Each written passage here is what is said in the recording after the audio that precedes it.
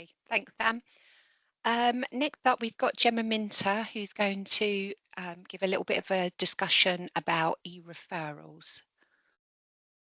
Well, technically about choice, which I'm sure you're all absolutely dying to know about. Give me 2 seconds and I will open up my very, very dull PowerPoint for you all, you lucky people.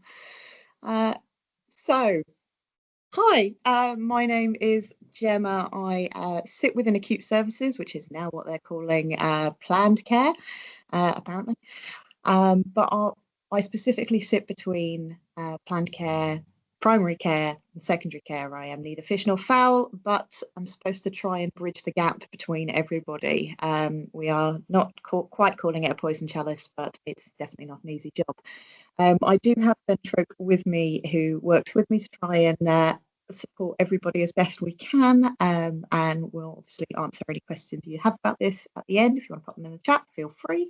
Happy to obviously take questions in any way you choose. I'm going to run through this presentation fairly quickly. I'm not going to read everything that's on each slide, but the slides will be available to everybody after. If there are any questions that come up over the next few days, please obviously let us know.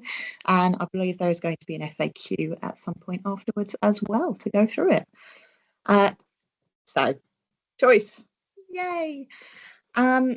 Historically, choice was expected to happen in consultation. And I'm sure we're all keenly aware that that just wasn't feasible. The man hours it required were very high, and asking a patient to make a decision that's quite important within the final 2 to 3 minutes of a consultation just doesn't work. There is an awful lot that needs to be done. In May last year, there was a letter that was sent round to everybody saying 4 to 5 choices for each clinically appropriate referral. I personally think that letter should have waited until the ERS was up to scratch, but again, not within my gift, so it is what it is. Less than 6 months ago, the ERS finally came into the 20th century and started to put in some additional options for shortlisting, and that shortlisting was for all types of clinics. So for your RASs, for the directly bookable, for the indirectly bookable. There are also now options for automated email to all patients, and those options have made it so that patients can manage their own choice and hopefully minimise some of the issues. Now, what the ERS is aiming for is ERS, ICB, one of those is aiming for is for patients to manage their own choice where possible, and where clinically appropriate. We don't expect you to be offering choice for urgent suspected cancer. There is no choice for that. We don't expect choice for maternity services or mental health or certain commission pathways, just purely because it's very, very difficult to offer choice of something that only has 2 providers in the entirety of the UK. But for routine urgent referrals, where it is clinically appropriate, choice can support a patient to attend. It reduces DNAs, and patient-led choice does have seriously positive benefits. Because of the automated emails, obviously, a patient will get notified as soon as a referral is created. 60% of our patients now use the NHS app, which also will notify patients on the day that a referral is created. As you can see from this, there are multiple points in which a patient is notified, either by the app, if they use it, or by letter. I'm sure you've all had enough of the ERS letters, but they can be useful for reminding patients to book. There are other options. Patients don't need to use the NHS app. That's personal choice. We have the Manage Your Referral website. There is also the digital assistance phone line, and that's for patients who are either unable or unwilling to use any of the digital solutions. Totally understandable. It's not for everybody. The point of these solutions is to try and move some of the queries out of primary care. The where am I going? How long have I got to wait? Who do I contact if XYZ happens? And it should, where it's been used, it has resulted in a reduction in some queries. Not all, unfortunately, and we will continue to try and minimise those, but it does create an improvement. Now, across Sussex, the utilisation of shortlisting, it does vary. It varies quite dramatically. We would never expect this to hit 100%. It would be very bizarre, and honestly, I would think something is wrong if this was hitting 100%, because it is a clinical decision when to offer choice. It's not an administrative one. There is, however, some correlation between choice being offered and the availability of choice. Obviously, this does depend on if there are options, and waiting times in the area. You can see that certain areas where there is very low choice utilisation, there can also be quite high waiting times. Now, the ICB are aware that this is, quite a change for a lot of people, and particularly with the workload already, it is significant. So there are quite a few different options to support. Our digital have created their own set of videos and guides, and they are all available online. Myself and Ben are offering as much support as you could like. Honestly, we have no life, so feel free to do as you will. You can email us, you can Teams us, I don't particularly mind, have at it. We're also there to support with regards to queries on pathways. So, how do we find this really bizarre epistaxis clinic in London? We will go and do that legwork if you need us to. We're trying to set up a new waiting time page as well. Now, we are aware that the My Planned Care page works on a median, which is not appropriate.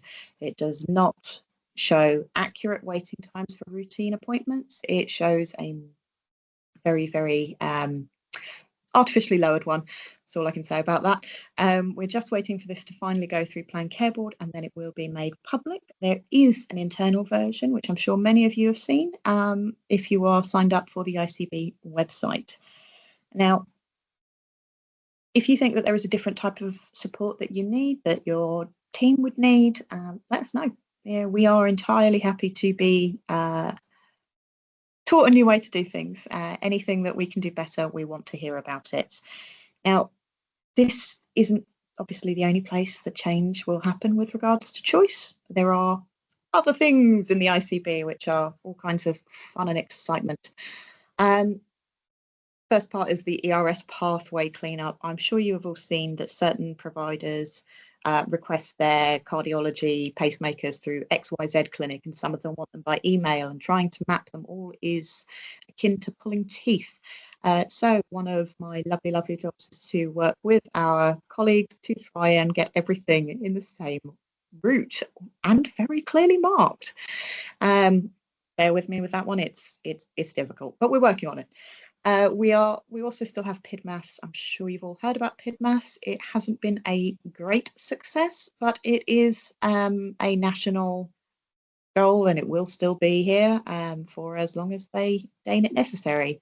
We do have another choice program, which I think you may not have heard about as much, but it will impact you more. And this is the Elective Coordination Centre, the ECC choice program. Now, if you have any patients on your books who have been waiting for a very long time and who look like they might hit the 65-week wait point, those patients may be offered choice of an alternative provider. Now, that choice is predicated on some work that's being done at a system level in identifying capacity elsewhere. So far, we've had over 5,000 patients choose to take up that choice and migrate to an alternate provider for their entire pathway. It will continue to be a thing as we move to try and work with the 55-week waits, 50-week waits, as we continue to hopefully lower some waiting times across the system. We're working on patient education. I'm sure you've seen the website and the patient choice page. It does need some finessing, including all of the times in which patients can access choice and where to access choice. So that should hopefully be up and running within the next 4 to 6 weeks, bearing in mind people's holiday. Don't know why they signed that off. And finally, the 18-week choice request. requests. Now, this is a legal responsibility as well, but this is the responsibility of the ICP. After a patient has been waiting for 18 weeks, they are well within their right to request a transfer to an alternate provider. At the moment, those transfers seem to require quite a bit of work and legwork from primary care. What we are trying to do is set up a pathway so that that legwork goes away. We are looking at taking that within mine and Ben's team, again, lucky us, whilst educating patients to ask for what they are entitled to and hopefully help to reduce variation in waiting times at the same time. Now, I am keenly aware that I have just spoken at you all very, very fast because I don't like presenting. But if there are any questions at this point, please let me know. Otherwise, please feel free to email or Teams, however you want. I am, as I said, completely open to whatever. Hi Gemma, we've got a couple of questions in the chat. Also, if people obviously want to come off camera, then please do just pop your hand up and we'll come to you. So first one from Joanna. So when you try to select more than one hospital, we have not been able to send all for triage, etc. I think we may not be doing this right. Please, can you advise step-by-step guidance on how to do this, please? Absolutely, we can. So we do have some guides on that, and Ben is somewhere here. I can't see him, which is really easier. I will get Ben to share the full guides on how to do it because it's not the send for triage button. It's I think it's a slightly different button on the same page, but we do have screenshots and all the rest of that. So what I'll do is get that shared with the slides so that everybody can see and go from there. Brilliant. Thanks, Gemma. Another question. So how do we direct the patients to the ECC? Please, can you advise? So the ECC is not something that patients will be directed to. They'll be contacted directly because they are currently under the care of secondary care. So those patients will be contacted if they are clinically appropriate according to secondary care and consultant triage. Okay. I might have missed the context for the start of this one. So Gwen, you might need to come off camera potentially or pop it in the chat. So the question is, do they start from the beginning on the 18-week transfer? So the answer is a resounding no. It would be an inter-provider transfer. Their clock start would be continuous with the original date. Now that is something that obviously I'm going to be spending an awful lot of time yelling at people about, but it is very, very clear within the standard contracts. Okay, brilliant. And then another question. So if a patient has not chosen a hospital after, say, 5 weeks, what should we do? Nothing, remind the patient or choose local hospital for them? That's a really, really important question and one that will partially depend entirely on the referral management process that you all have in your individual practices.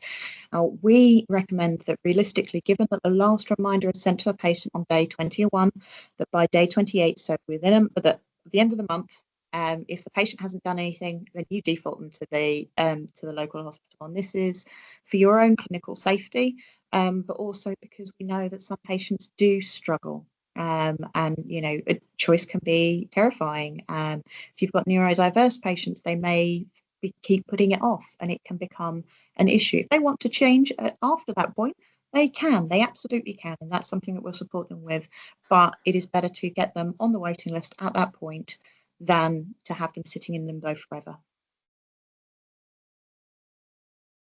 Thank you, Gemma. Another question in the chat. So with the e-referral, when the hospital sends a triage response, is there any way to respond directly back to them, as this would be helpful? I think that's a common very helpful question. Yeah, it's a really, really useful question. Now you can resend that same referral straight back to them with any comment. It is a pain in the bottom, quite frankly. It's not a very user-friendly option.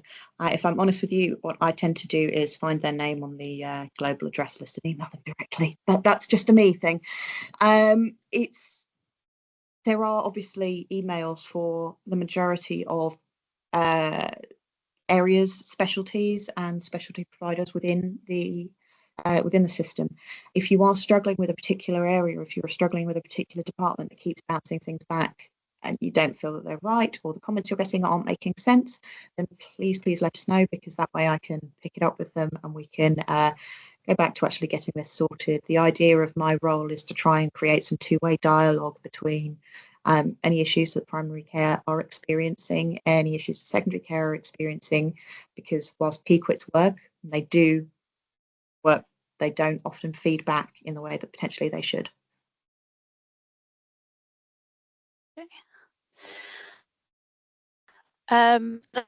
If a patient chooses to change a hospital after a hospital has been chosen, should we do the change, or should they call the national number to organise the change? First point of call is the national number. It is not your job in that instance. The only time I would expect practice words, sorry, we'll get my teeth back in. The only time I would expect the practice to do this on the patient's behalf is if it's been a while and the referral has already been taken off of the ERS, at which point the patient unfortunately won't get anywhere with the national team, and it will be a case of resending a new referral. Okay, brilliant. We've got a couple of hands up, so Sam, I know you've had your hand up for a little while. Do you want to come in? I think Sarah's from NHS England and might be coming in on that point, Okay. so I think it might be helpful for Sarah to come in. Thank you, Sarah. Hi, yes, sorry. So my name is Sarah Delaney. I work on the National GP Connect team and also e-referral service team. So just on that point around the patient choice, if they ring the national number, if the hospital that they want to go to hasn't been shortlisted, the national team won't be able to make those changes. So unfortunately, would have to go back to the practice to add that additional selection. It wouldn't be something that the national team could do. I did forget to mention that it is only of those shortlisted options. I apologise for that one. That just one to clarify, is slipping over. All right, thank you. Sam? I just had a question, Gemma, around, so your data slide where you showed choices being quite low in, I think it was Brighton and East, but it's about 30% in the West. Yeah. So first question is, do you know why there's a not disparity, but a difference? And then also, I'd be interested to hear from people on the call in practice around what your challenges are in offering choice. I think that, unless we know that already, I was just interested. So I would definitely say that in the West, there's been an awful lot of work recently, purely because of the decommissioning of the referral support service in the North and the change of the RST in the South. And it has meant that the West of Sussex has had a lot more dedicated support than other areas. And unfortunately, I know for a fact that our colleagues within the Brighton and Hove patch were rather all at sea after Optum was gotten rid of. I don't think that they were given quite as much support as, say, the West have been with their decommissioning. And I think that has resulted in some disparity. With regards to the East, they've never had that support. So it's an entirely new kettle of fish there as well. So that's the reason for the disparity. There are issues with offering choice. The ones that we've heard about are obviously patients who do change their mind consistently, even after a hospital has accepted a referral, and that can cause administrative burden. It's weighing up that level against those that actually do go on and get seen in 20 weeks as opposed to 58, or who will then require additional support from primary care during their long wait. It's a tricky balancing act, I think, for everybody. But any other comments, queries, concerns, please let me know and I will feed them back and see if we can fix them. Okay, Gemma, I've got another question in the chat, so I'll just pick that up and then oh, Ben, did you want to come in on what Gemma was saying? Yeah, I just wanted to sort of piggyback a little bit off what Gemma was saying regarding the extra support that the West has had historically. So one of the things that we are doing is hoping, we've already been in contact with some of the Brighton practices and sort of moving out into the Weald now with regards to face-to-face sort of sessions with myself, coming out to practices, sitting down with secretaries and actually going through the process, which we'll already be fairly familiar with, but also chatting about the various pitfalls when it comes to choosing specific hospitals, different pathways into particular specialties, and sort of just being there to answer questions that crop up. I think one of the historic things that has happened, because the West and sort of South, the West has had referral management services for so long, the secretaries, medical secretaries especially, have always had a specific point of contact for pathway problems and sort of queries. And so part of the reason why transitioning to offering this choice model has gone a bit smoother is because when there have been problems, they've known to come to us directly. And that is something that we are actively working to spread out across the entire sort of ICB now. So it is one of the things where if you are feeling a bit lost at sea, if you do need extra support, contact us. And if you do want to sort of jump into this sooner rather than later, and want to sort of arrange for me to come around and sort of say hello to everyone, I'm more than happy to do that. And you just need to sort of get in contact with us. Okay, great. Thanks, Ben. People have put in the chat that would be really helpful, so thank you. Jane, did you want to come in? Yeah, hi. Like Sarah, I work for NHS England on ERS and GP Connect as well. Just picking up on the questions in the chat about the adding of post-it notes to referrals. I think there's something in our backlog about developing something possibly like that. But I also wanted to just put in the chat that I don't know whether people are actually aware that they can actually make suggestions for changes to the system. So this isn't all individual practice changes or individual organisation changes. This would be national changes. So you have to think quite broadly about, you know, it's not just what I want, this would be helpful for the whole system. But if you submit ideas to this platform, it's something that we review as a team every fortnight. If we think it's got legs and we think it's a good idea and it's possible and it's not already there in current functionality, then it gets taken forward and then it gets assessed for how much work might be required and what have you. So I'll put that in the chat. You can also see on the portal any suggestions that have already been made, and you can actually vote against them.